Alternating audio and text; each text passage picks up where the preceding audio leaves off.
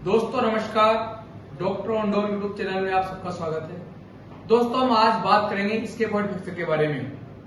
कई बार क्या होता है, जैसे हम बाइक से गिर जाते हैं या आपका हाथ फिसल गए और आपका हाथ पीछे रहे और आप अगर गिर जाते हो तो जो ये हाथ होता है इस पे एक हड्डी होती है।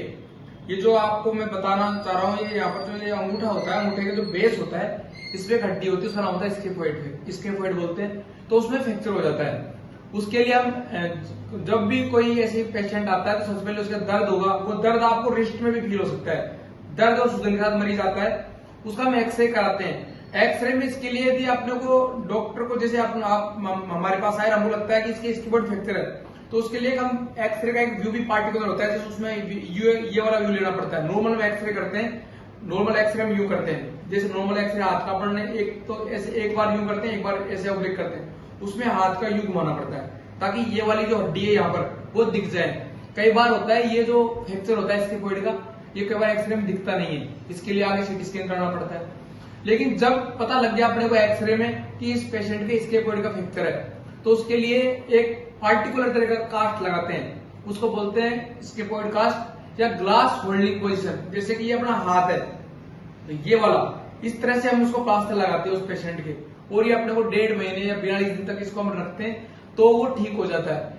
इस फ्रैक्चर के बारे में क्या है कि ये फ्रैक्चर थोड़ा अलग तरह का फ्रैक्चर होता है। इसमें क्या होता है, ये फ्रैक्चर यदि मान लो इसमें जो फ्रैक्चर होता है उसमें उसकी जो ब्लड सप्लाई है वो भी उसमें ब्रेक हो जाती है, तो कई बार ये फ्रैक्चर नॉन यूनियन में चला जाता है, मतलब कि ये फ्रैक्चर जुड़ता नहीं है। तो उस कंडीशन में उस पेशेंट का फिर ऑपरेशन करते हैं। उसके लिए स्क्रू लगाते हैं, ऐसे स्क्रू होते हैं जो अंदर हड्डी के अंदर ही चले जाते हैं, मतलब वो अंदर बरीड हो जाते हैं। तो मैं यदि किसी के भी स्केपबोर्ड का फ्रैक्चर है तो सबसे पहले तो आपको बहुत जो डॉक्टर ने जो आपको सलाह दी है उस सलाह को मानते हुए इसको प्लास्टर को पूरा रखना है।